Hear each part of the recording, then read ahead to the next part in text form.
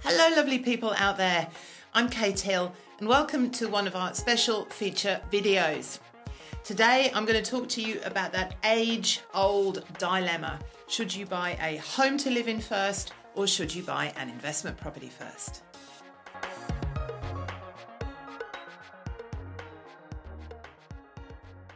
And we do give you the best, honest, balanced commentary and content on our channel. So before we do anything else, please let me ask you to just quickly subscribe to our YouTube channel, hit the notification bell so that you're getting all our expert hints and tips around buying, owning and investing in property as soon as we post them.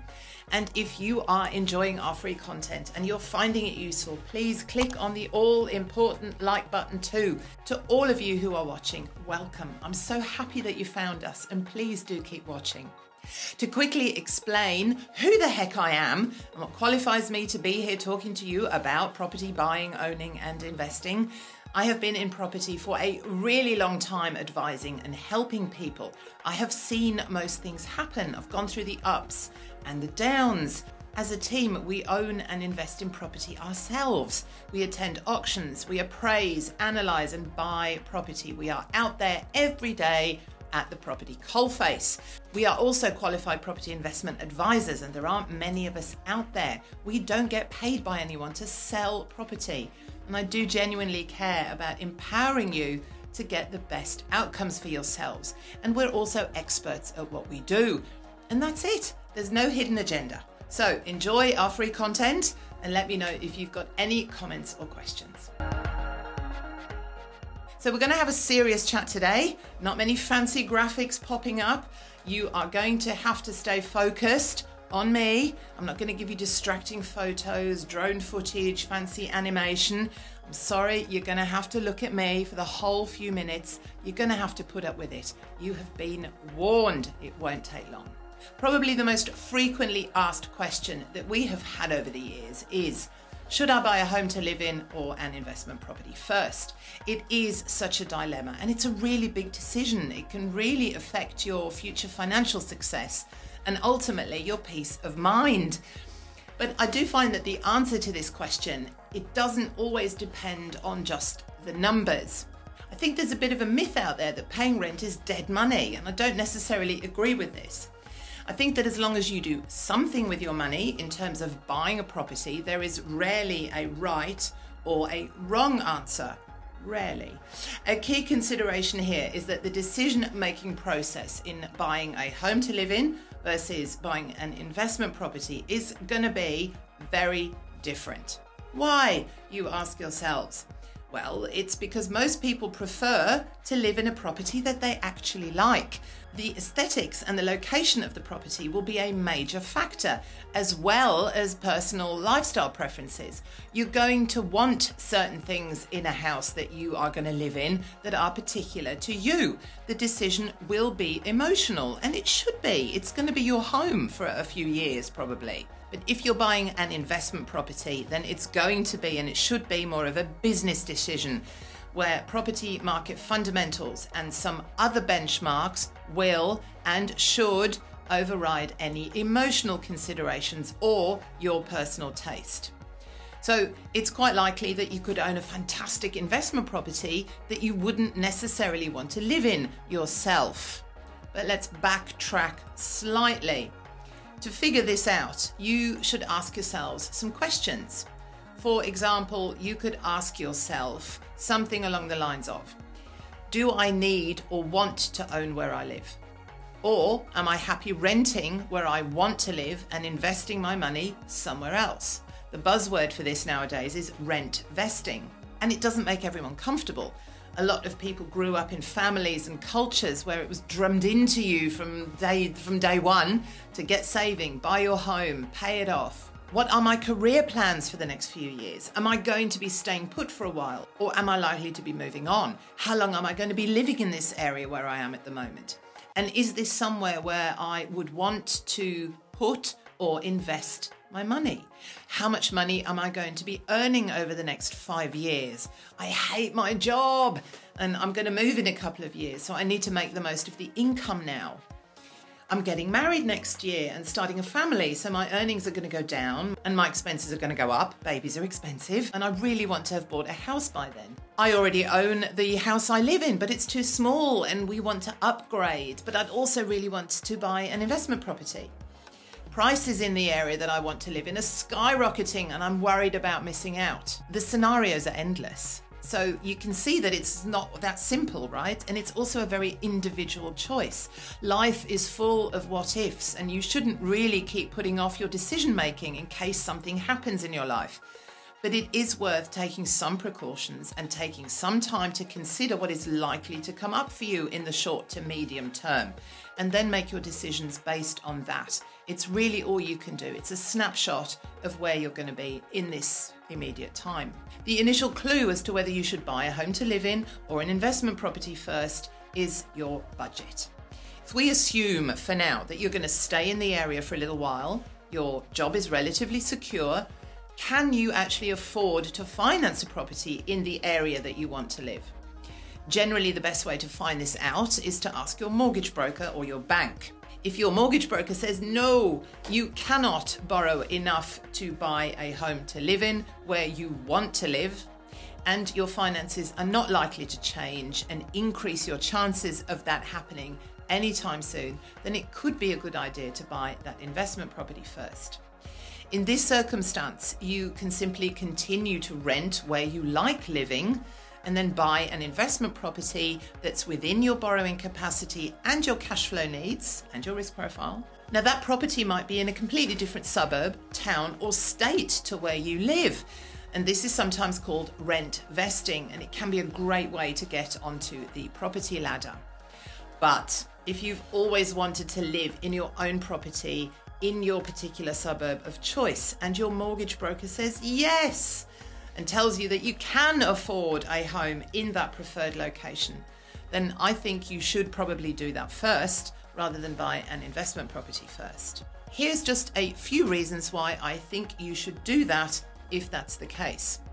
Depending on how much money you actually have, the decision to buy an investment property first can delay your ability to secure finance for a subsequent home to live in. It could mean that you would need to sell that investment property before buying your home. And the buying and selling costs of property are not small. It's going to cost you each time that you transact. And the reason that you might need to sell the investment property before buying the home to live in is that because if you don't, then your loans are going to be what we call upside down. You're going to have a smaller investment property debt and a larger owner occupied debt. We're going to go through why that is an issue in a little while. So like I said, the buying and selling costs of property are not small. It's going to cost you money. And your investment property, when you go to sell it, may not have grown enough in value to make up the difference, and you can end up losing money. In many countries, the home that you live in is an asset that is free of capital gains tax. Now, what that means is that you get to keep any gain in value on this asset tax-free. If you've always wanted to own your home and you can afford it, the question of when to do this never goes away. I promise you, it will always be buzzing around in your head. There's going to be that little voice that is saying, I really want to settle down here and buy my home. It can be a real psychological burden until you go ahead and do it. Buying an investment property first could actually just completely unnecessarily add to your stress, because you are going to drain yourself of cash and equity, and you're going to need to start from scratch. If you buy a home to live in, then you could have a twofold plan of attack for getting into that next property sooner. The house that you have just bought to live in, if we assume it's in a normal suburban town, is more than likely to grow in value. So you can use the equity in that home towards the purchase of your new investment property. And you can save cash or pay down that loan on your home at an accelerated rate to increase the equity that you have in that home. I can't stress this enough. Reducing the debt on your home loan as fast as you can is going to free up equity. You can use that equity to buy an investment property in the future, and this way your loans won't be the wrong way round. So what I mean, again, to explain, is that you'll be reducing your home loan, which is not tax deductible, and then increasing your investment property debt, which in many countries is tax deductible. And because it's money that you have laid out, earning an income from an asset. There will be another video about this to explain it more, but just trust me on this for now. Speak to your accountants and your bank or your broker about it too. So I say, if you want to own where you live, do it. Just get it done. Get it out of your system. Get it out of the way. And then start planning your strategy for building your investment property portfolio. Now, whichever way round you do this, whether you buy a home first or whether you buy that investment property first, what I find as, if not more important, is how you structure your loans to achieve these goals. It's a critical piece of the puzzle that can give you the flexibility to potentially do both. And it will really depend again on how much cash and equity you have and how good your broker is at mortgage planning. Now, another idea that a lot of people have is that they want to buy somewhere to live and rent it out while they're off doing other things, or the other way around. They want to live in it first and then rent it out later. So you might be tempted to assume that the property and the area that you want to buy to live in will also make really good investments and they will grow in value. Now, this can work sometimes, it's luck if it does, but it can also be a massive mistake that you make. Never ever assume that all properties and all areas were created equal, and never ever assume that where you want to live will also genuinely make a good investment, or just because you know that area, that it will make a good investment. It's often not the case. So I'm going to bring you right back, full circle, to what I said at the start. If you're buying an investment property, then it's going to be, and it should be, a business decision. You're going to be looking at the numbers. You're going to be looking at property market fundamentals, the local economy, population growth, infrastructure plans, town plans, all sorts of other benchmarks that will and should override any emotional considerations or your personal taste. This is how you make an investment decision. It's quite different from the way that you think about buying a home that you're going to live in, raise a family, have a future. So it can be totally possible that you could own a great investment property that you wouldn't necessarily want to live in yourself, in an area that you wouldn't want to live in necessarily yourself, for all sorts of reasons. So generally speaking, I really think it's better to separate your thinking and your goals. Don't try and wear these two different hats at the same time. You'll go crazy. You will end up muddying the waters. You'll perhaps end up never doing anything.